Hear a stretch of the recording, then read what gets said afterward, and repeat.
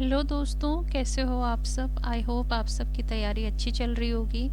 दोस्तों, स्वागत है आप लोगों का मेरे चैनल पर। आज मैं आप लोगों के लिए एक नया टॉपिक लेके आ गई हूँ। आप लोग देख सकते हैं दोस्तों, आज हमारा एक नया टॉपिक है कारक। ठीक है, वैसे तो ये छोटा सा चैप्टर है, लेकिन इसमें बहुत सारी कंफ्यूजिंग चीज़ें हैं जिसको मैं इस वीडियो में आपको क्लियर भी करूँगी, और आप मेरे साथ बने रहिएगा। आपको ये कारक जो टॉपिक है यहाँ पर अच्छे से क्लियर हो जाएगा। ठीक है, जो भी इसमें जो थोड़ा बहुत भी कंफ्यूजन है ना, जैसे से का है या को से रिलेटेड है, कोई भी कारक में कंफ्यूजन है वो आपको इस वीडियो में क्लियर हो जाएगा। ठीक है दोस्तों, तो देख लेते हैं यहाँ पर। दोस्तों, यहाँ पर हमें कारक की परिभाषा दी गई है, जैसे संज्ञा या सर्वनाम के जिस रूप से उसका सीधा संबंध क्रिया के साथ ज्ञात होता है वह कारक कहलाता है। ठीक है, मतलब क्या कहना जा रहा है। पहले तो कारक का जो मतलब होता है, कारक का मतलब होता है कार्य करने वाला। क्या करने वाला? कार्य करने वाला। ठीक है, अब कार्य करने वाला भी कौन सा कार्य करने वाला? जोड़ने का कार्य करने वाला, जोड़ने का कार्य करने वाला। ठीक है, जोड़ने का कार्य करने वाला। ठीक है, अब क्या जोड़ने का कार्य कर रहा है ये बताती हूँ अभी। ठीक है, देखिए जैसे वाक्य में हमारे पास पद हैं। ठीक है, तो ये पदों को जोड़ने के लिए, जो पदों को जोड़ने के लिए जो योजक होते हैं ना, वही कारक हैं। जैसे हम पढ़ते हैं ना, जैसे यहाँ पर देखिए, यहाँ पर एक सेंटेंस लिखा है, सर्वनाम के लिखा है जिस रूप से, यहाँ पर ये जोड़ रहा है।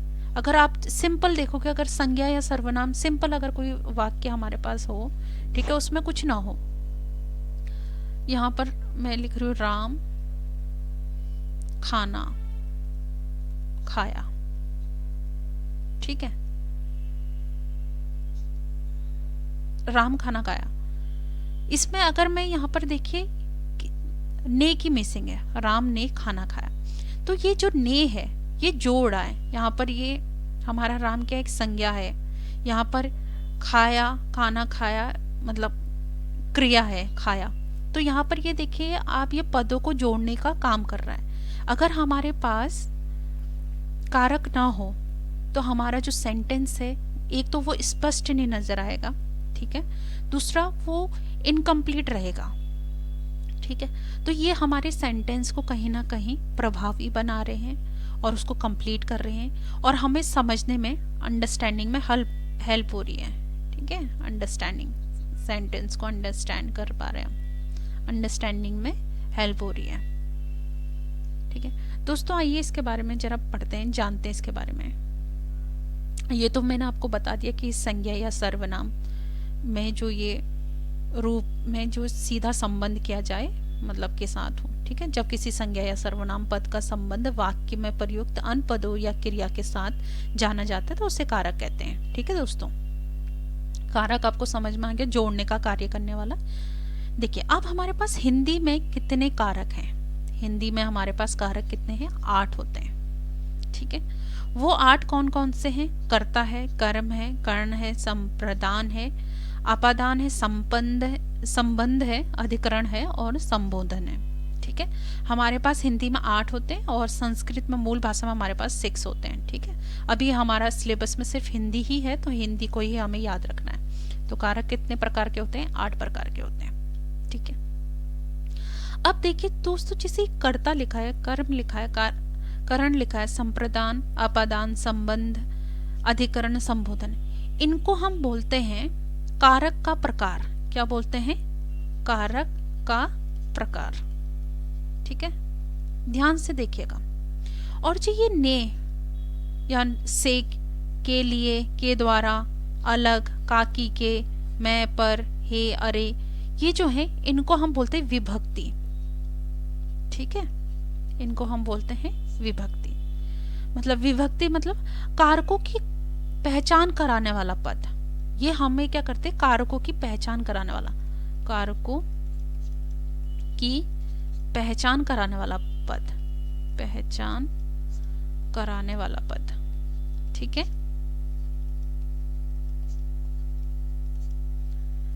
अब देखिए इस विभक्ति का ना और उपनाम है, इसका और क्या क्या उपनाम है। जैसे दोस्तों मैं एक पेज यूज कर लेती हूँ, यहाँ पर थोड़ा हौच पौच हो गया है, ठीक है।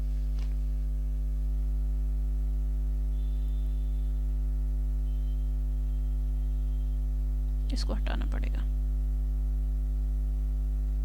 देखिए मैं एक प्लेन पेज यूज कर लेती हूँ सो दैट कि आपको क्लियर हो जाए। देखिए दोस्तों, जिससे जो ये विभक्ति है, यहाँ पर हमें कारक का प्रकार हो गया, ठीक है, और यहाँ पर हो गया विभक्ति, ठीक है। यहाँ पर कारक के प्रकार में कौन सा आ गया, कर्ता आ गया, कर्म आ गया, कर्ण आ गया, ठीक है, संप्रदान आ गया,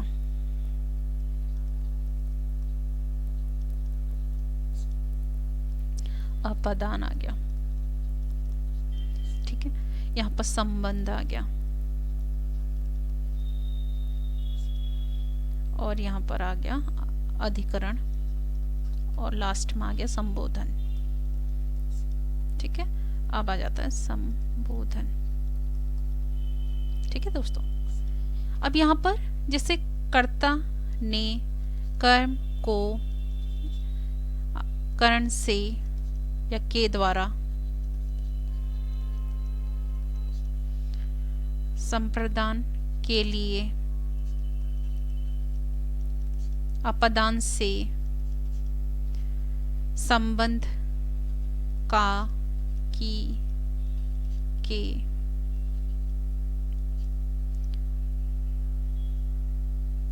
अधिकरण में, पर, ऊपर नीचे,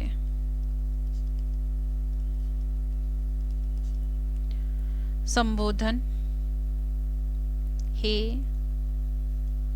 अरे, रे, ऐसे ओ, ये सब आता है। तो दोस्तों जो हमारे ये है, ये विभक्ति जो है इसको हम कारक चिन्ह भी बोलते हैं। क्या क्या बोलते हैं हम इसको, मतलब इसके उपनाम समझ सकते हो आप, कारक चिन्ह, ठीक है। और इसका नाम है परसर्ग, परसर्ग भी बोलते हैं हम इसे, ठीक है। और एक और नाम है विभक्ति चिन्ह, ठीक है, विभक्ति चिन्ह,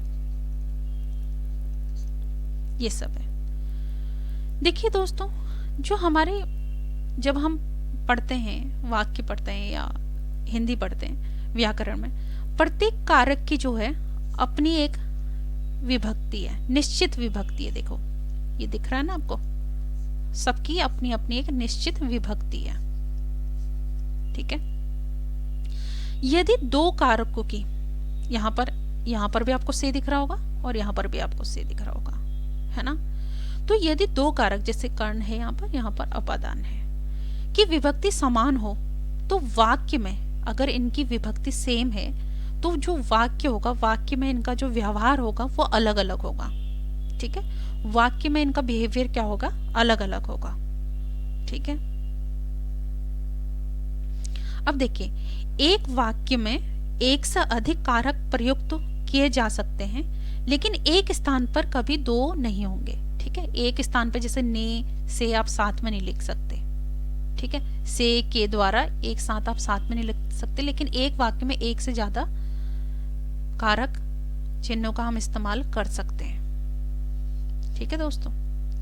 ये कुछ और पॉइंट थे। अब आइए इनके बारे में एक एक करके समझते हैं। जब हम यहाँ पर कुछ पॉइंट और समझने वाली बात है, ठीक है, मैं थोड़ा सा इसको हटा देती हूँ,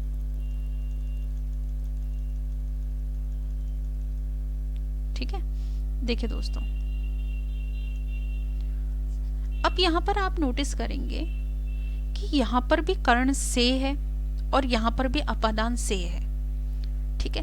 तो जब हम यह वाले कर्ण से की बात कर रहे हैं ना, तो हम यहाँ पर बात करते हैं माध्यम की, ठीक है, माध्यम की, माध्यम के संदर्भ में। और जब हम ये वाले से की बात करते हैं ना, तो ये हम से की बात करते हैं अलग, किसी चीज को अलग करने के लिए या तुलना करने के लिए। ठीक है, जैसे दो में कंपैरिजन करना हो या किसी चीज को अलग करना हो। ठीक है, यहाँ पर अभी हम आगे इसको एक्सप्लेन करेंगे, बस मैं अभी आपको यहाँ पर सिर्फ समझा रही हूँ। ठीक है दोस्तों, आइए अब एक एक करके हम पढ़ते हैं। इसको हटा देते हैं, यहाँ पर एक एक करके इसको समझते हैं। वैसे बुक में ये बहुत कम दे रखा है दोस्तों, आप भी देख सकते हैं, ये PDF होगा आप लोगों के पास या बुक होगी आप लोगों के पास। देखिए, सबसे पहला हमारे पास आता है कर्ता कारक। ठीक है, इसकी परिभाषा देख लेते हैं और इसके बाद इसके एग्जाम्पल्स देखेंगे।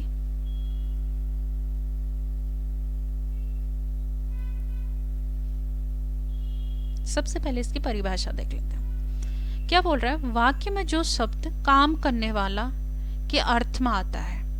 ठीक है, काम करने वाला हमने अभी कारक पढ़ा था, कार्य करने, लेकिन वो क्या कार्य कर रहा है? जोड़ने का कार्य कर रहा है। ठीक है,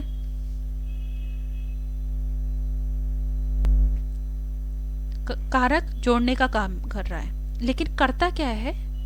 क्रिया को करने वाला। कर्ता है क्रिया को करने वाला। ठीक है, क्रिया को करने वाला।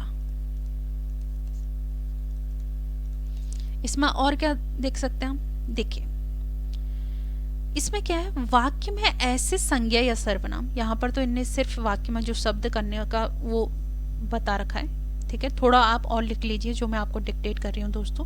ठीक है, उससे आपको हेल्प होगी अंडरस्टैंड करने में। वाक्य में ऐसे संज्ञा या सर्वनाम शब्द जो क्रिया करता है। ठीक है, इसके लिए कौन सी विभक्ति यूज होती है? ने विभक्ति यूज होती है। ठीक है, और ये ज्यादातर भूतकाल के लिए इसका इस्तेमाल होता है। ठीक है, ये जो ने विभक्ति का जो इस्तेमाल होता है ना, भूतकाल के लिए होता है। जैसे एग्जाम्पल बताती हूं, राम ने खाना खाया। ठीक है, ये एक एग्जाम्पल हो गया। या एक और एग्जाम्पल ले लेते हैं, श्याम ने पाठ पढ़ा। ठीक है, और एग्जाम्पल ले लेते हैं, जैसे राधा ने नृत्य किया। राधा ने नृत्य किया। ठीक है दोस्तों, या मीना ने गीत गाया।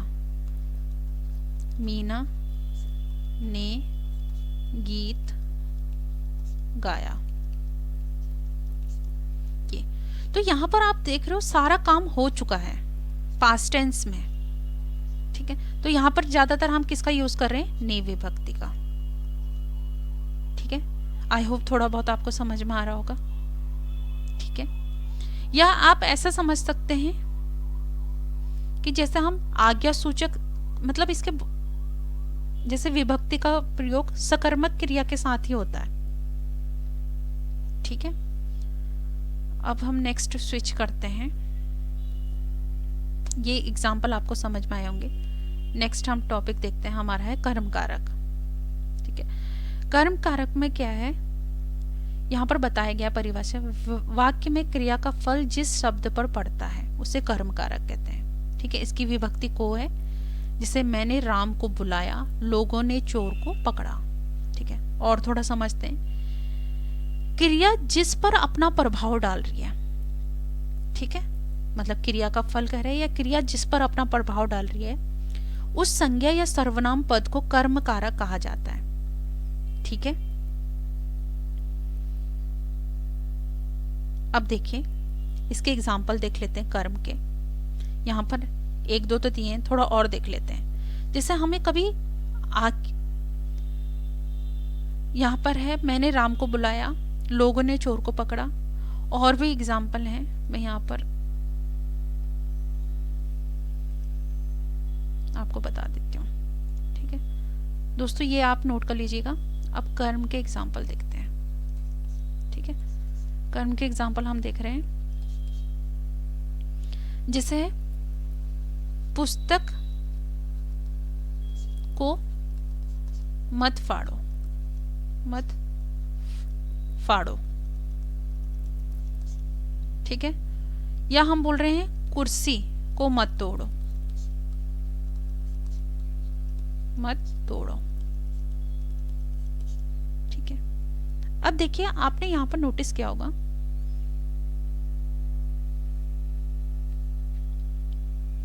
हम यहां पर किसी को आज्ञा दे रहे हैं, ठीक है। यहां पर आज्ञा सूचक शब्द है ये,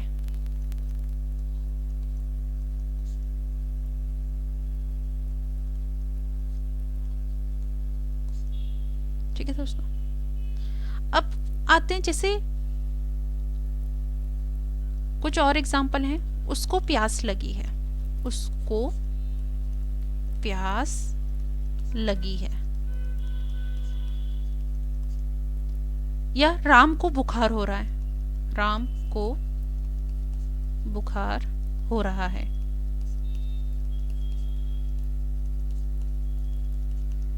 ठीक है। या आप देख सकते हैं यहां पर एक और एग्जाम्पल है, अध्यापक ने छात्रों को पढ़ाया,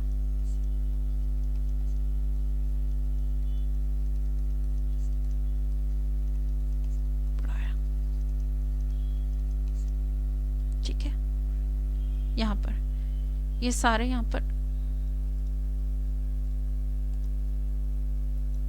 देखिए, ये है ना, ये कर्म में को भी व्यक्ति का इस्तेमाल बता रखा है, ठीक है। कर्म हो गया दोस्तों। अब नेक्स्ट हम बढ़ते हैं कर्ण की तरफ को। नेक्स्ट हमारा है कर्ण। कर्ण में देखो, वाक्य में जिस शब्द से क्रिया के संबंध का बोध हो उसे कर्ण कहते हैं।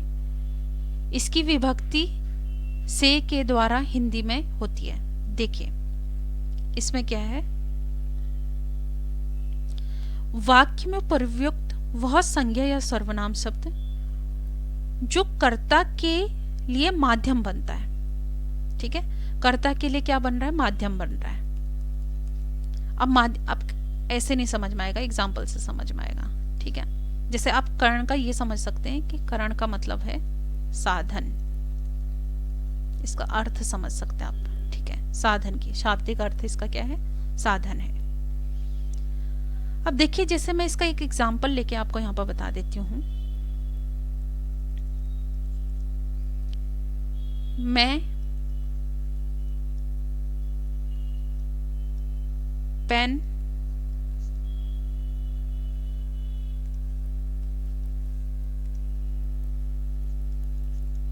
पेन से लिख रही हूं।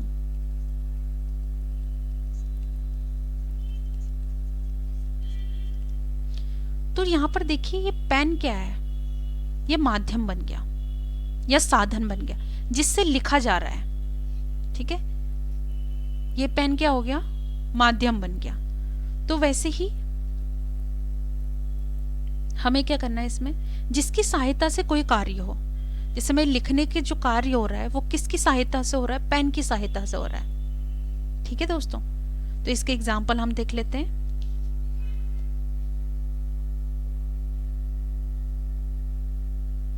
इसके एग्जाम यहां पर, हाँ ये यहां पर और बता रखा ना, ये भी हमें ध्यान देना है।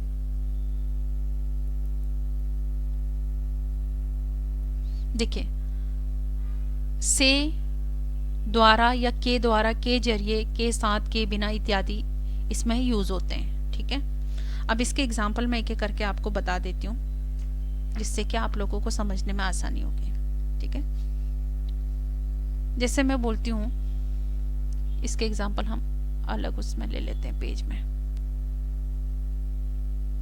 ठीक है दोस्तों। इसको क्लियर कर देते हैं। अब हम कर्ण के एग्जाम्पल ले रहे हैं, ये थर्ड था हमारे पास, ठीक है, एग्जाम्पल है। जैसे मान लो हमने बोला कि मैंने गिलास से पानी पिया, ठीक है। मैंने गिलास से पानी पिया। या सानिया बैट से खेलती है।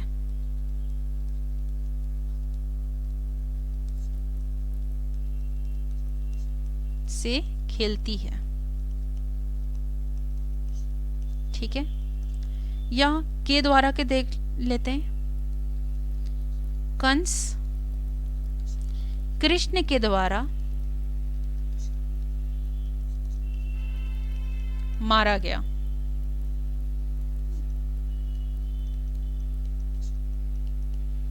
ठीक है, ये सब इसके एग्जाम्पल है। देखिए, से के द्वारा, है ना। मैंने गिलास से पानी पिया, सान्या बैट से खेलती है, कंस कृष्ण के द्वारा मारा गया, ठीक है। रावण राम के द्वारा मारा गया। ये सब इसके एग्जाम्पल है। या आप देख सकते हैं, जैसे सिर्फ द्वारा का अगर हम देखें तो मुझे दूरभाष द्वारा सूचना प्राप्त हुई। मुझे दूरभाष द्वारा सूचना प्राप्त हुई।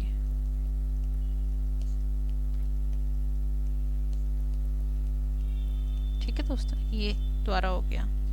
के द्वारा का आपको बता ही दिया है, ठीक है।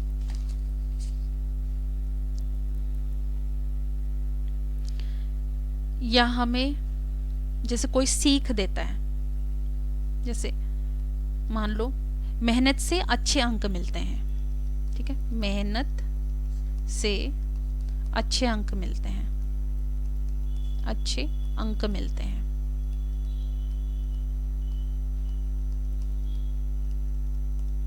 ठीक है। या हम कभी कभी पूछते ना, किसी चीज का मूल्य पूछते हैं, सेब किस भाव से दे रही हो।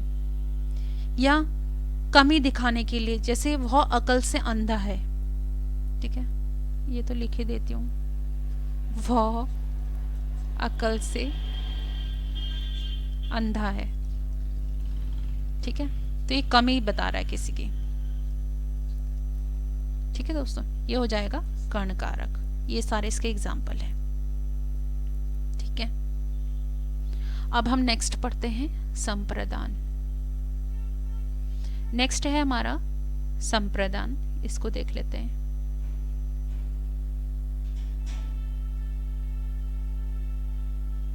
दोस्तों एक मिनट,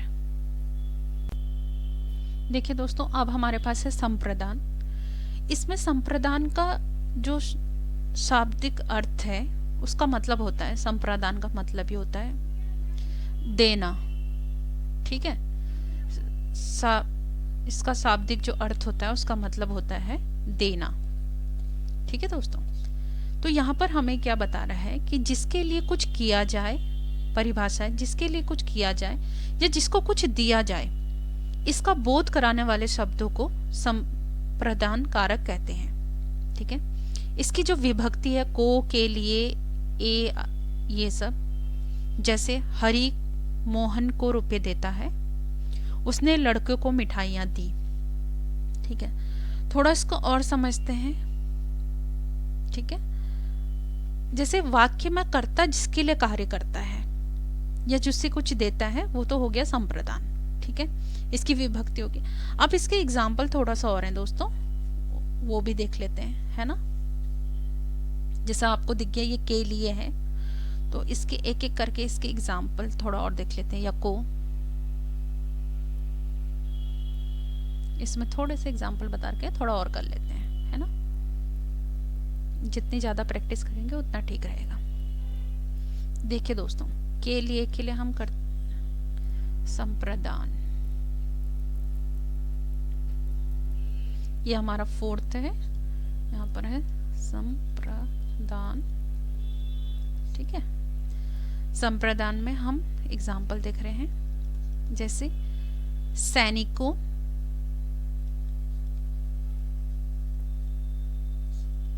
ने देश की रक्षा के लिए बलिदान दिया, ठीक है।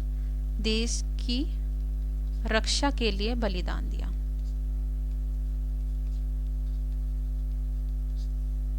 बलिदान दिया।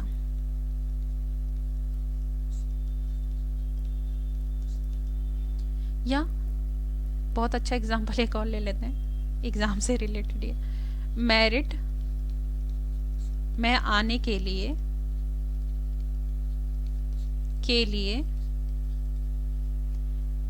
मेहनत करो, ठीक है। अगर हम को देखते हैं, यहां पर तो हमने के लिए का यूज किया, अब को के लिए, जैसे राजा ने गरीबों को, मतलब यहां पर देने का भाव आ रहा है, ठीक है, गरीबों को कंबल दिए,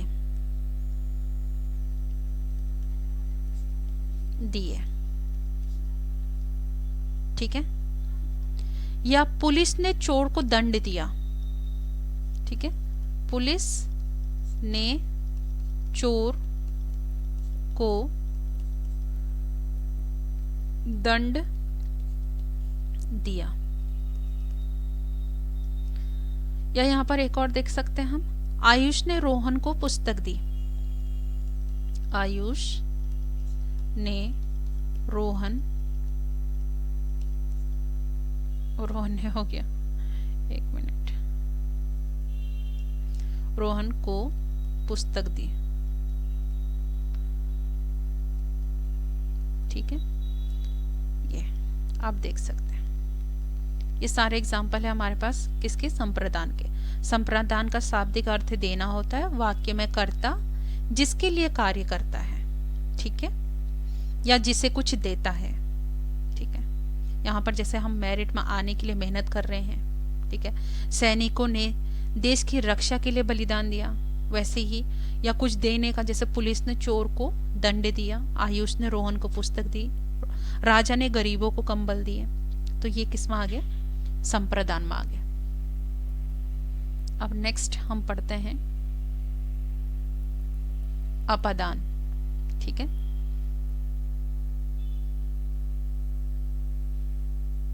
दोस्तों इसकी परिभाषा दी गई है हमें, संज्ञा के जिस रूप से किसी वस्तु के अलग होने का भाव प्रकट हो, ठीक है, यहाँ पर अलग होने का भाव कह रहा है, उसे अपादान कारक बोलते हैं, ठीक है। जैसे हिमालय से गंगा निकलती है, वह घर से बाहर आया, ठीक है। इसको थोड़ा और समझते हैं, यहाँ पर आप ये समझ लीजिए, जो अपादान का अर्थ है ना, इसका जो शाब्दिक अर्थ होता है, उसका मतलब होता है पृथक, ठीक है, मतलब अलग होना, अलग, ठीक है। संज्ञा या सर्वनाम के जिस रूप से एक वस्तु, ठीक है, एक वस्तु या व्यक्ति का दूसरी वस्तु या व्यक्ति से अलग होने का या तुलना करने का भाव प्रकट हो, यहाँ पर अलग होना या तुलना बताया था ना, तुलना मतलब कंपैरिजन का भाव प्रकट हो, तो उसमें क्या आता है, उसमें अपादान कारक आता है, ठीक है। अब जैसे इसके एग्जाम्पल लेते हैं दोस्तों, मैं इसके एग्जाम्पल आपको बहुत सारे एग्जाम्पल बता देती हूँ, सो दैट कि बहुत बच्चों को इसमें डाउट था, ठीक है ना। अब देखिए दोस्तों, फिर अभी जिसमें डाउट है ना, उसके दोनों का कंपैरिजन भी देख लेंगे, ठीक है, जो सेम विभक्ति जिसमें यूज हो रही है उसका कंपैरिजन हम देख लेंगे। अब यहाँ पर अभी हम देख लेते हैं फिफ्थ हमारा अपादान, ठीक है। इसमें हम इसके एग्जाम्पल्स देख रहे हैं, जैसे पेड़ से पत्ता गिरा, मतलब ये अलग हो रहा है, गिरकर अलग हो रहा है ना। या नदी पहाड़ से निकलती है, इसमें आप किसी भी नदी का ले सकते हैं, नदी पहाड़ से निकलती है, यहाँ पर भी नदी क्या हो रही है, पहाड़ से निकल रही है, अलग हो रही है, निकलती है, ठीक है। या मैं बोलती हूँ कि मेरे हाथ से गेंद गिर गई, गेंद गिर गई, ठीक है। या आप, ये तो हो गया अलग करने का, या पहचान के लिए जैसे मैं बोलती हूँ यह उत्तराखंड से है, पूरा नहीं लिख रहे हैं, ठीक है, यूके से है, उत्तराखंड से है। या तुलना की जाए, जैसे गीता सीता से लंबी है, सीता से लंबी है, ठीक है दोस्तों। तो यहाँ पर ये से, ये है ना, ये इसके एग्जाम्पल है। अब हम नेक्स्ट की तरफ को स्विच करते हैं। नेक्स्ट है हमारा संबंध कारक, ठीक है, ओके दोस्तों। अब हम बढ़ते हैं नेक्स्ट की तरफ को, संबंध कारक, सॉरी, देखिए दोस्तों, हम इसको पढ़ते हैं संबंध कारक में। यहाँ पर हमें इसकी परिभाषा जो दी गई है उसमें बताया गया है कि संज्ञा या सर्वनाम के जिस रूप से किसी अन्य शब्द के साथ संबंध या लगाव प्रतीत हो उसे संबंध कारक कहते हैं, ठीक है। जैसे शब्द का वह रूप जो दूसरे संज्ञा या सर्वनाम शब्दों के से संबंध बतलाए, ठीक है। संबंध कारक की जो विभक्तियां होती हैं, यहाँ पर तो इन्हें दी नहीं है, मैं यहाँ पर बता रही हूँ आपको, ठीक है, या हम नए पेज में बताते हैं, ठीक है। संबंध कारक के बारे में यहाँ पर बताते हैं दोस्तों। देखिए हमारा ये कौन सा है, 6th है, इसमें है संबंध कारक, ठीक है दोस्तों। इसकी जो विभक्ति होती है वो होती है का, के, की, या रा, रे, री, या ना, ने, नी, ठीक है।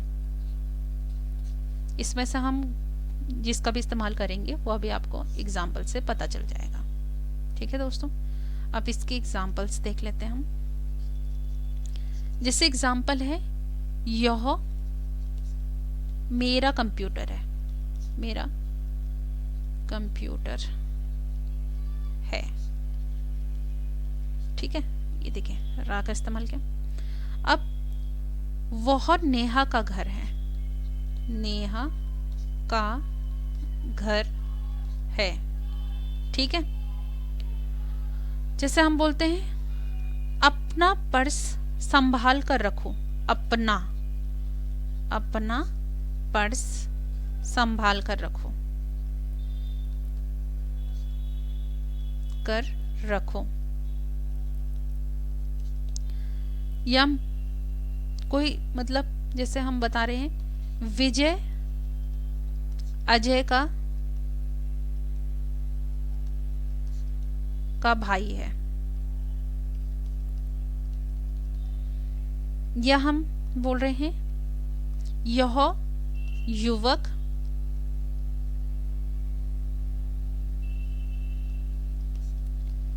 तीस वर्ष का है, या मैं बोल देती हूँ मेरी उम्र 50 है, उम्र 50 वर्ष है।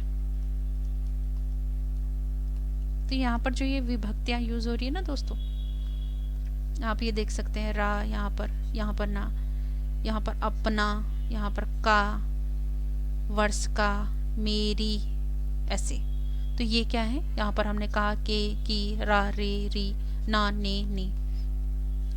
जो संबंध कारक की जो विभक्तियां होती है ना, इनका स्वयं का कोई लिंग या वचन निर्धारित नहीं कर सकती है खुद का, ठीक है। अर्थात मतलब इसका मतलब क्या है, संबंध कारक का स्वयं का कोई लिंग या वचन वाक्य में प्रभाव नहीं रखता, लेकिन जिस कारक या सर्वनाम शब्द के साथ इनका संबंध बताया जाता है, ठीक है,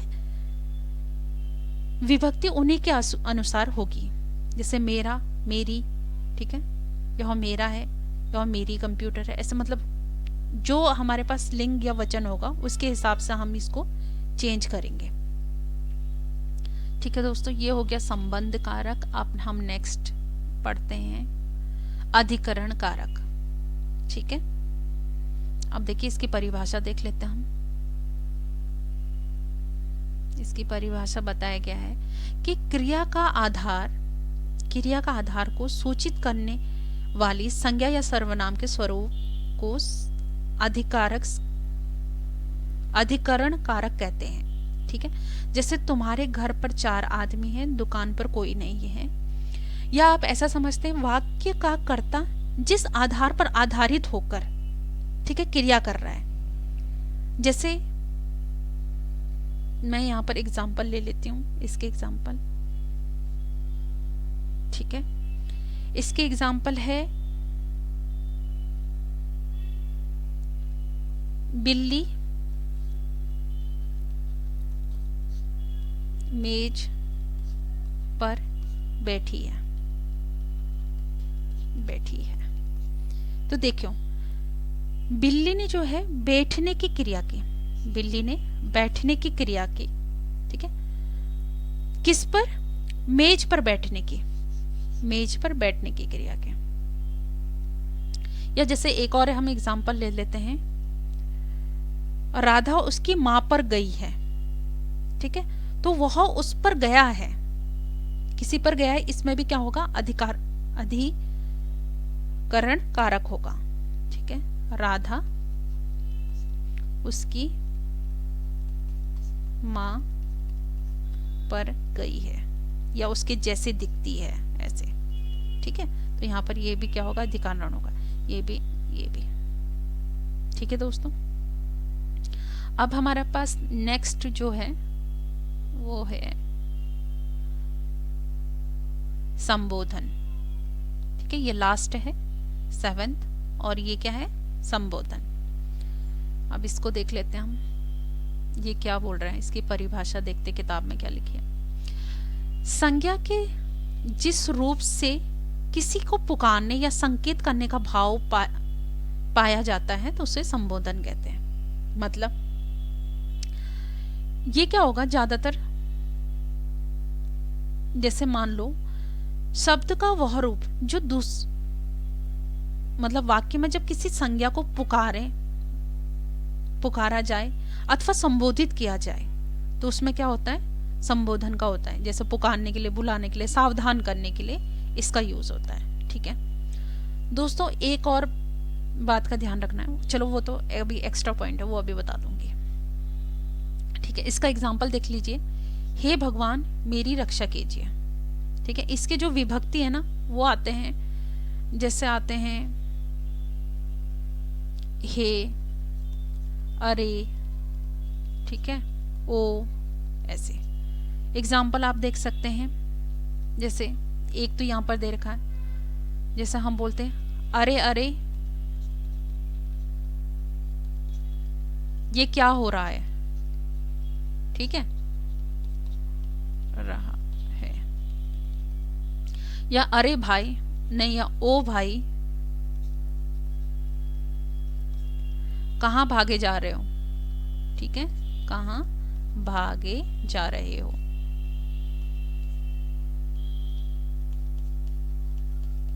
ठीक है दोस्तों, तो ये क्या हो गया? संबोधन करने के लिए। इसमें याद रखना, इसमें आश्चर्य नहीं होता। ठीक है, आश्चर्य के लिए इस्तेमाल नहीं करते हम, सिर्फ संबोधन के लिए, बुलाने के लिए, पुकारने के लिए, ठीक है, सावधान करने के लिए हम इसका यूज करते हैं, संबोधन का। ठीक है, अब देखिए दोस्तों, थोड़ा सा जो 1-2 में जो डाउट था ना, पहले वो देख लेते हैं। या कारक की पहचान के लिए कुछ नियम है दोस्तों, वो बता देती हूँ पहले। ठीक है दोस्तों, फिर इनका डिफरेंस भी देख लेंगे हम। देखिए, ये बहुत इंपॉर्टेंट है, इसलिए ही मैं आपको बता रही हूँ।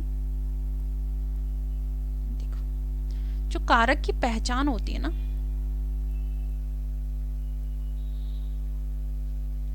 कारक पहचान,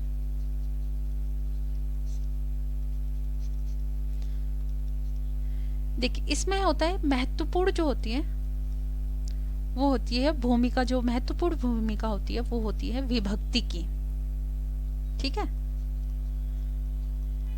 महत्वपूर्ण जो भूमिका होती है वो होती है विभक्ति की। ठीक है, दूसरा जो हमारे पास जैसे कर्ता ने कर्म को, ये जो कर्ता से अधिकरण तक है, जैसे कर्ता से अधिकरण तक हम जितने भी देखेंगे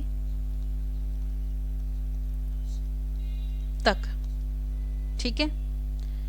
वाक्य में जहां इनकी विभक्ति लिखी होती है ना, उससे ठीक पहले संबंधित विभक्ति का कारक होगा, ठीक है। ये आप नोट कर लीजिए, वाक्य में जहां इनकी विभक्ति लिखी होती है उससे ठीक पहले संबंधित विभक्ति का कारक होगा। जैसे एग्जाम्पल मैं ले लेती हूं यहां पर, राम ने धर्म के लिए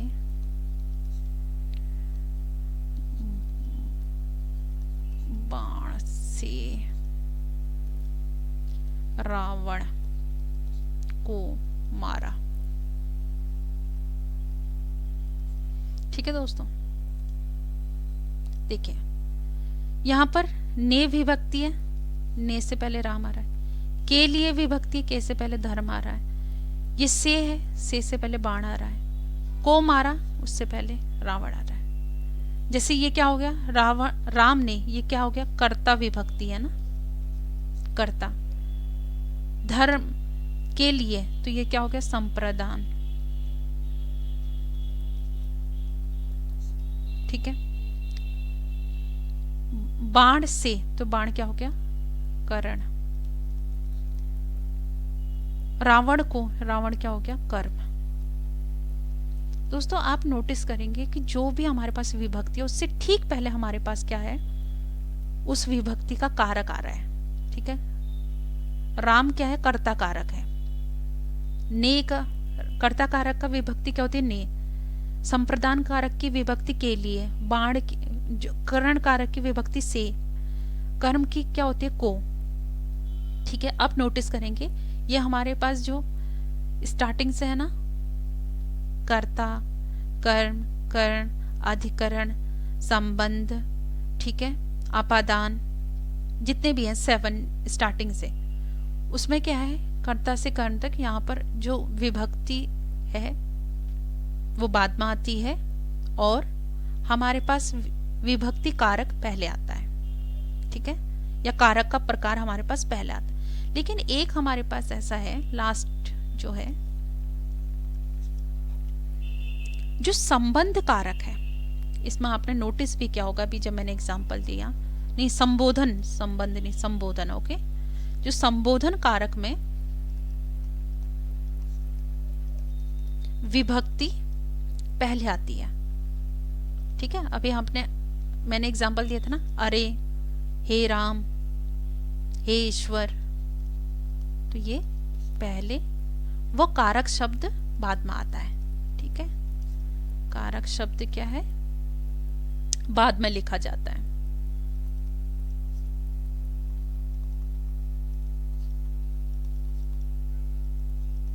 ठीक है दोस्तों, ये भी एक नोट करने वाली बात थी। जैसे इसका एग्जांपल ले लेते हैं हम, हे भगवान, हे भगवान, ठीक है। तो ये हे जो पहले यूज हो रहा है, संबोधन।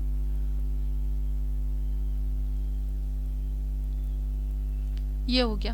अब हमारे पास दो में अंतर है, जो कर्म और संप्रदान में अंतर और करण में अपादान में अंतर, ठीक है। तो इसको भी देख लेते हैं दोस्तों, फिर ये हमारे पास ये चैप्टर हमारा कंप्लीट हो जाएगा। देखिए हम देख रहे हैं कर्ण और संप्रदान में अंतर, ठीक है, कारक में अंतर।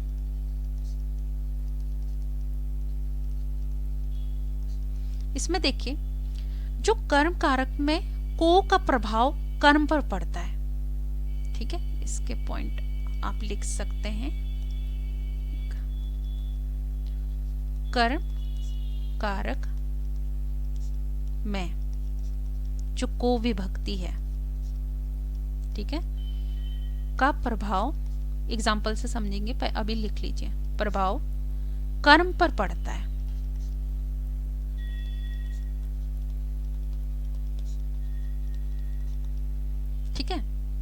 और संप्रदान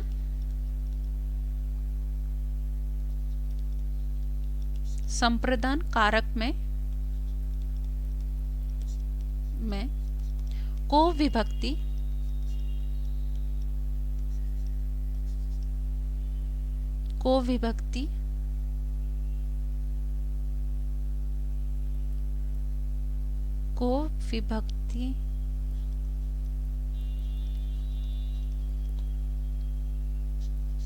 से कर्म को कुछ प्राप्त होता है,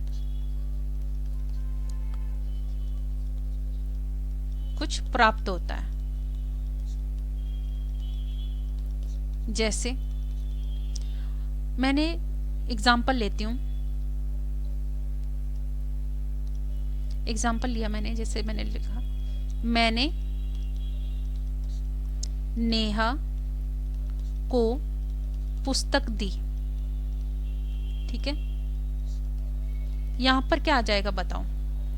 यहां पर आएगा संप्रदान। ठीक है, क्योंकि देने का भाव हो रहा है। अब मैं बोल रही हूं कि मैं सीता को समझाऊंगी।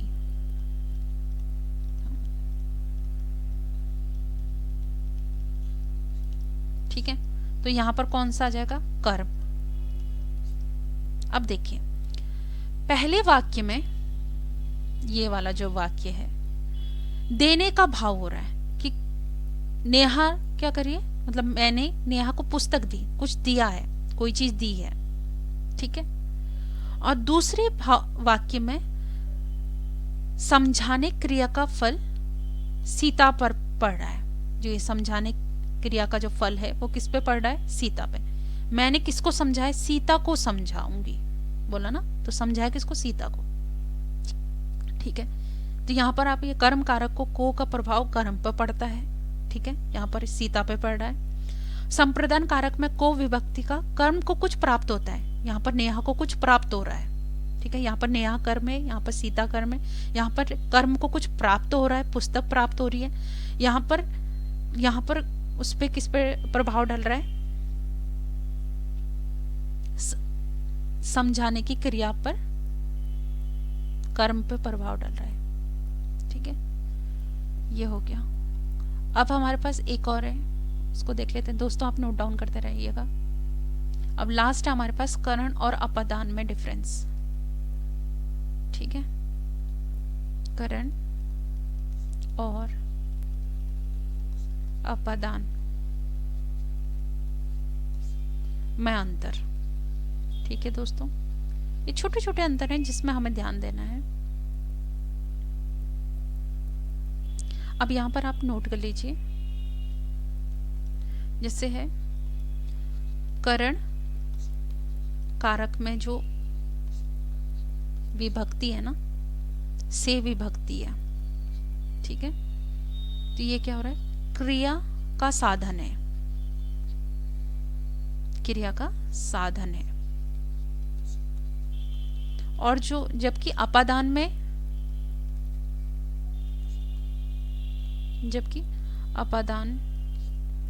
में जो सेक विभक्ति का इस्तेमाल हो रहा है या प्रयोग हो रहा है, वो अलग होने के लिए हो रहा है, अलग होने के लिए, होने का भाव है।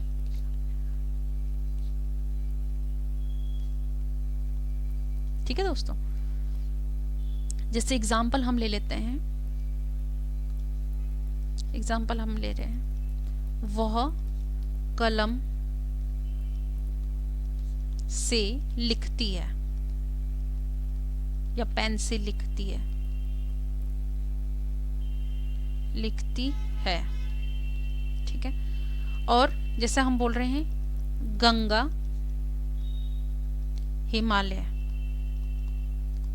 से निकलती है, निकलती है, तो यहां पर आ जाएगा करण और यहां पर आ जाएगा अपादान। ठीक है दोस्तों,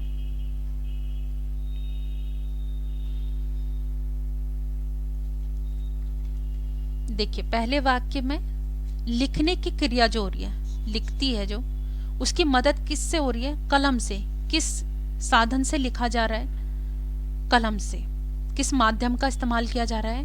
कलम का। और यहाँ पर अगर हम देखेंगे दूसरे में, गंगा जो है हिमालय से या पहाड़ों से पृथक हो रही है या अलग हो रही है, ठीक है, वहां से निकल रही है, सेपरेट हो रही है, तो वहां पर क्या आ जाएगा? अपादान। आई होप आपको दोस्तों ये चैप्टर समझ में आया होगा, ठीक है। थोड़ा बहुत इसमें जो डिफरेंसेस हैं वो आप देख लीजिएगा। बुक में बहुत कम समझाया गया, आप देख सकते हैं। एग्जाम्पल भी ज़्यादातर एग्जाम्पल इसके मतलब क्वेश्चन वगैरह में पूछे गए हैं, ठीक है। तो अगर आप लोगों को क्विज डेली अटेंड करना है तो आप टेलीग्राम चैनल को ज्वाइन कर सकते हैं, वहाँ पर डेली क्विज हो रहे हैं। आज भी कारक से ही क्विज होगा, ठीक है दोस्तों। तो थैंक यू।